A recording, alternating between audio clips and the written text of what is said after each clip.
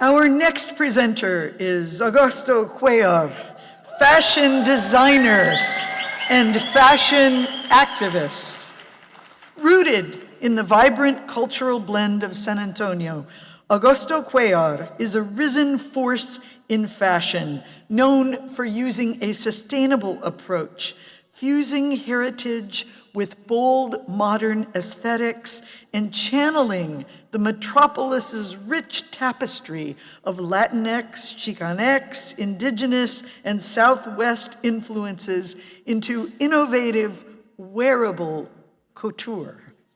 His previous 26 collections of sustainable garments explore themes of resilience and cultural evolution, creating pieces that celebrate individuality while honoring tradition. Since the debut of his first collection in 1999 at Jive Refried, Agosto has gained attention for his unique voice and ethical approach to materials, and his collections have been showcased in both New York and Paris Fashion Week. His work was coined Barrio Folk Baroque by Tomás Ibarra Frausto, Latin scholar of US, Latino, and Latin American arts and culture, who coined Rasquachismo in 1989. Agosto is a movement that represents more than fashion. He's a movement rooted in pride, artistry, and the bold love he has for San Antonio. Please welcome Agosto. Thank you. Hello, everyone. Wow, can I take a picture? Because this is amazing. I don't think I've seen so many wonderful stylists here in one room. Yeah, I got it. So yes, I am Agosto Cuellar. So glad to be here. Thanks to PechaKucha for inviting me. I know that there's a little story behind it that they've been asking me for several years and I've just not been able to, but I think timing is always perfect. So here we go. Tonight, my story.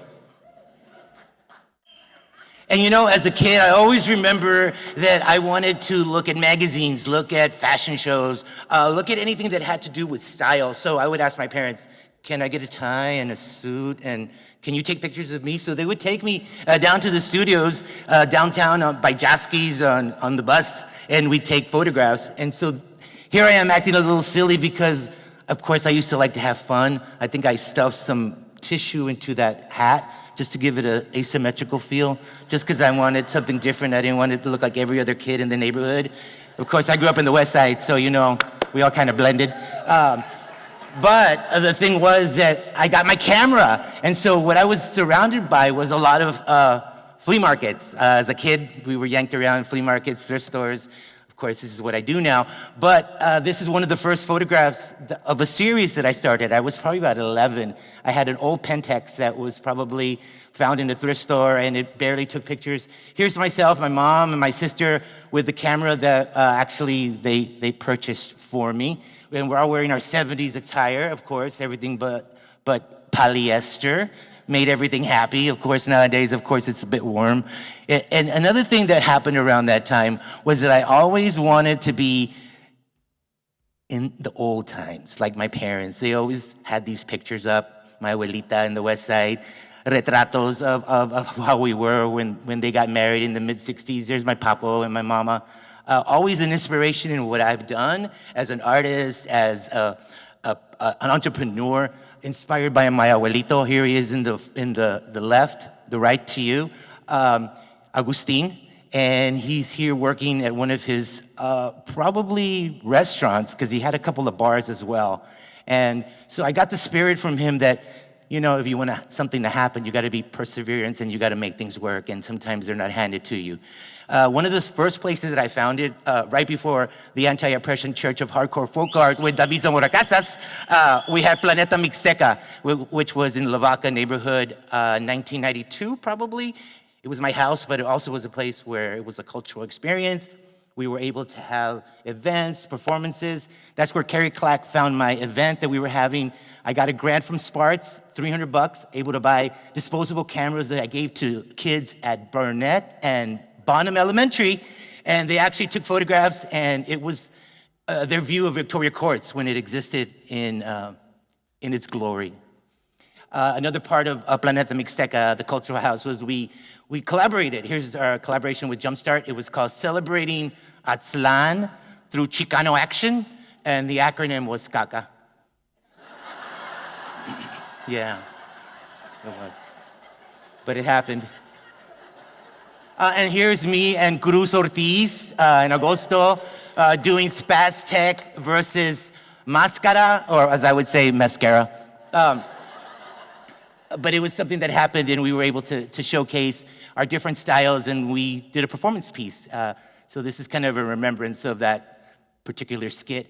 Another thing was addressing the early 90s, mid-90s was, things that were happening around us, and this was a zine addressing the drag dialogue that was happening in our city of San Antonio, and of course it's still a dialogue that exists, but we were doing something a little different, and we were handing out zines that were easy to make, easy to produce, and we were part of the web party, of course. You probably know about that thing. Big surprise celebration. We did a couple of fashion shows that exhibited maybe the things that were happening around the theme that they had picked for that year. Here's our dear friend, Brandon. Yeah. Jive Fried. This was a spot that opened up in 1999, and in 2011 we shut down because everything got really expensive in Southtown and things were changing, and just you can't stay somewhere forever. And so we realized that, and we moved on. But Jive Fried was a place where people got together and organized and showed their work. People got married. It was also a place where Una Noche en la Gloria found us to do a fashion show in the historic west side of San Antonio called Runway en la Calle that started in 2008 and ran through 2018, 10 years of it, 10 years of Runway en la Calle, which is an experience and an honor to be able to do that. We just lost Wayne, and I wanted to show that picture of him. Yeah. Inspiration. Anyway, Runway en la Calle is coming back to the west side. Next year, May of 2026 is the date.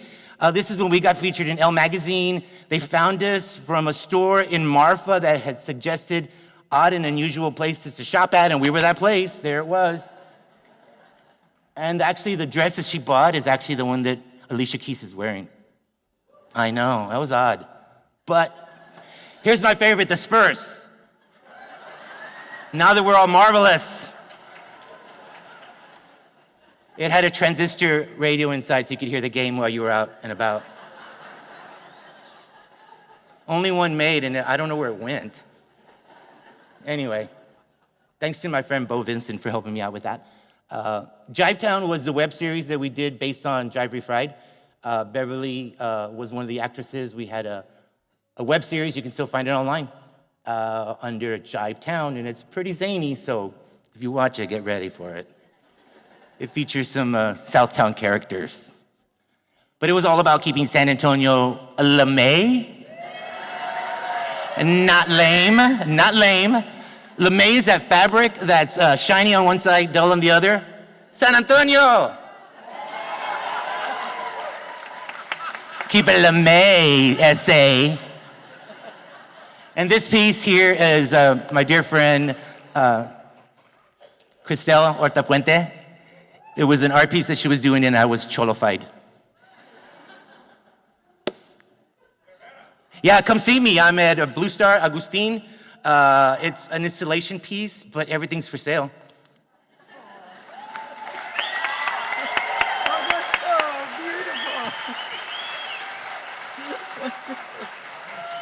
Thank you. Thank you. Could you have imagined doing what you do now as a child when you were dressed in that adorable suit and tie? I was hoping to imagine, yeah. I think it was part of the process of getting from one stepping stone to another. It's all about levels. Yeah. And it looks as if you were always ready to step out and try things. What makes you, these days, feel lucky? I think the luck part comes from God above and the fact that we have wonderful people in our community that support us, and the love is given back. So yeah, I think that makes me lucky to be part of San Antonio and the culture that we embrace and the culture that we celebrate here. It's unique, and it's keep it raspa chic.